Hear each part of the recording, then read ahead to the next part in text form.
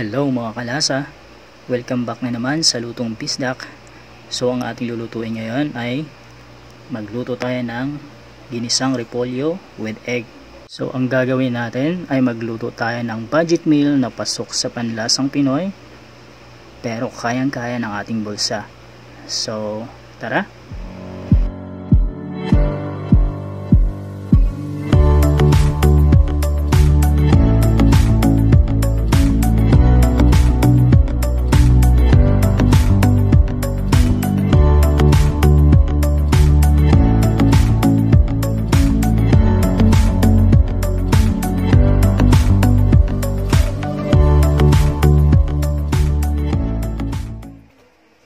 Good morning mga kalasa.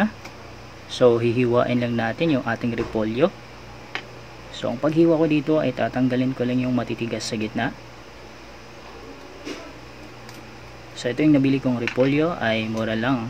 Nabili ko siya doon sa talipapa namin ng 37 pesos. So maliit lang yung pinili ko dahil dalawa lang din naman kaming kakain sa bahay. So kahit ganito kaliit lang to, kahit repolyo lang ito, pero marami na ang pwedeng makakain dito. So hindi namin ito maubos ng isang kainan lang. Pwede na itong hanggang bukas. So hiwain lang natin ng pino yung ating repolyo. So yung natitirang isa ay hiwain ko lang ulit. So ubusin ko na lang itong dalawa. So either kahit na kalahati lang pwede na ito sa amin. Pero nangihinayang ako baka hindi naman ito magamit sa susunod. So ubusin ko na lang. So ito yung repolyo, ito na lahat. So ang gagawin natin dito ay lagyan na natin ng asin. So huwag kayong matakot na maglagay ng maraming asin, okay lang yun kasi huhugasan pa naman natin ito after. So ang gagawin lang natin dito ay lagyan natin ng asin nang sa ganun ay magtutubig yung ating repolyo. At nakakasiguro rin tayo na sa paglagay natin ng asin ay sure na mamamatay yung mga mikrobyo na nandoon sa ating gulay. So yun, huwag kayong matakot na bigyan ng force yung pagpiga natin doon sa repolyo, okay lang yun. Hindi ko pala naipakita dito sa video na nilagyan ko yung water, yung repolyo. So paghaluin lang natin yung water at saka asin dito sa ating repolyo at itabi lang natin saglit kahit hanggang 10 minutes. At habang nakababad yung ating repolyo ay isusunod ko naman itong ating carrots. So hihiwain lang natin to ng maliliit kagaya ng pagkahiwa ko. Nang sa ganon ay magiging maganda ang itsura ng ating carrots. So magiging presentable ito tingnan kapag ganitong pagkahiwa ang gagawin natin.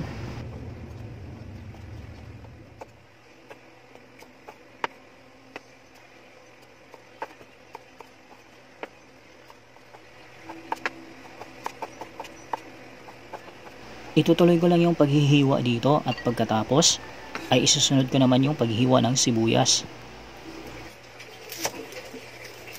So ang ginamit ko palang sibuyas dito ay yung sibuyas na pula. So nasa sa inyo kung anong gusto nyong gamitin sibuyas, okay lang yun. Kahit na yung puting sibuyas, mas manimis-namis, okay lang din yun, walang problema. Kahit anong available na meron tayo sa ating kusina, yun ang gagamitin natin, walang problema yun. So pagkatapos kong hiwain yung sibuyas, itatabi ko lang muna ito at isusunod ko yung aking bawang. So hihiwain ko lang ito ng pino. Ikakrak ko lang muna ito sa kutsilyo. Nang sa ganun ay maganda yung pagkakahiwa natin dito. So hihiwain ko lang ito ng maliliit.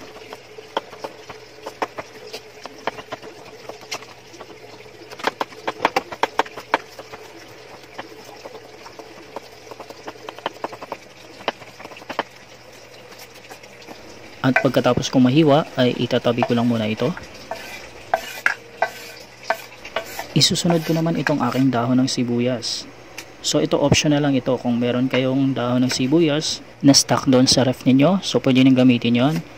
At nang sa ganoon ay makakatulong din ito upang magkaroon ng dagdag na kulay at lasa doon sa ating mga gulay. So hihiwain ko lang din ito ng mga maliliit. Katulad nito.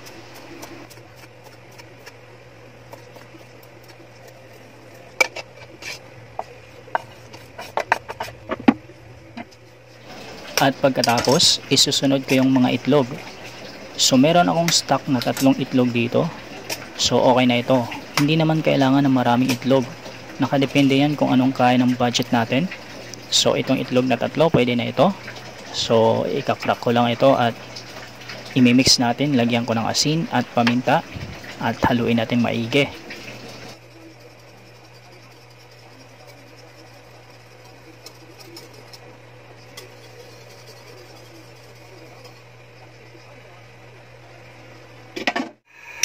At pagkatapos ay painitin lang natin yung mantika sa ating kalan.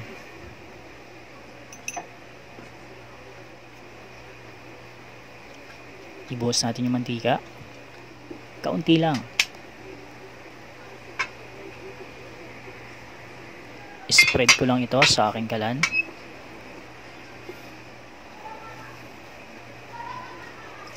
Ilagay ko na yung itlog. Ibuhos natin na sabay. So ang pagkakaluto ko dito, tudurugin lang muna natin yung ating itlog. Nang sa ganon ay maghihiwa-hiwalay ito. At patayin natin yung ating kalan. At yung natitirang init ng ating kalan, hayaan natin yun ang panluto ng ating itlog. Nang sa ganon ay hindi ito ma-overcook.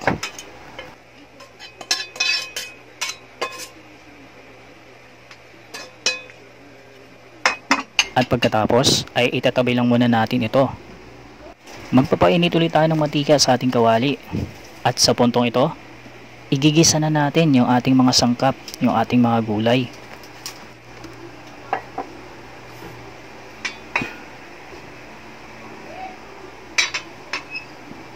Unahin natin yung ating sibuyas.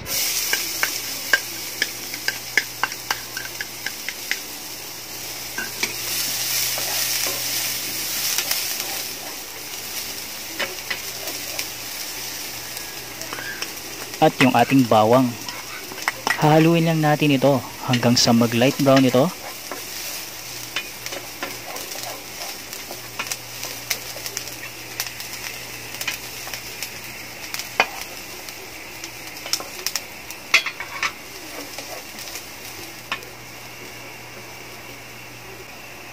At kapag light brown na siya, isunod natin yung ating carrots.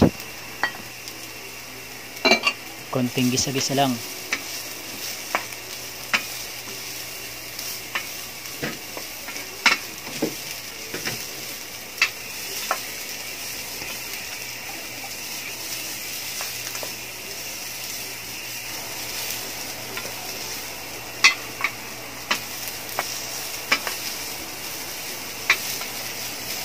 Ang ganda ng kulay ng ating carrots.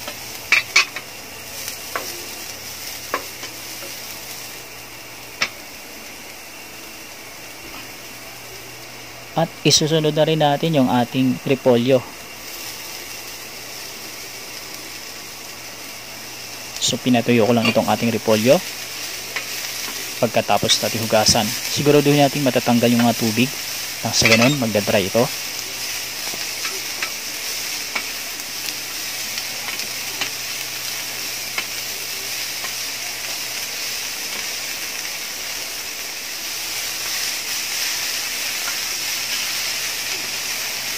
Halu-haluin lang natin ng kaunti.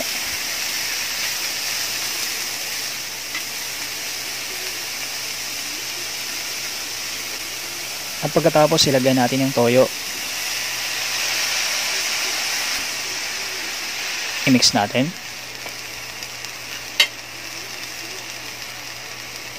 At yung oyster sauce.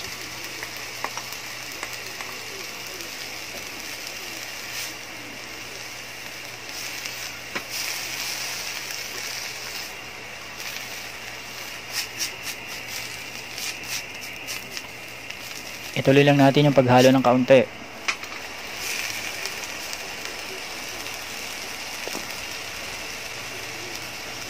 After 1 minute, ilagay na natin yung ating itlog.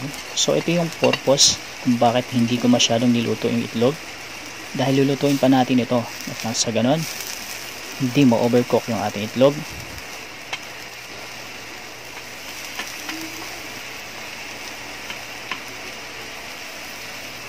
At pagkatapos ay ilagay na natin yung dahon ng sibuyas.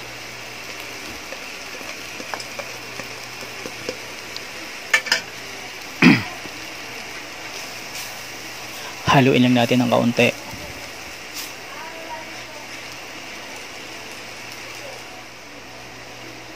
Maglagay na ako ng paminta. Hindi na ako maglagay ng asin dahil meron ng toyo ito.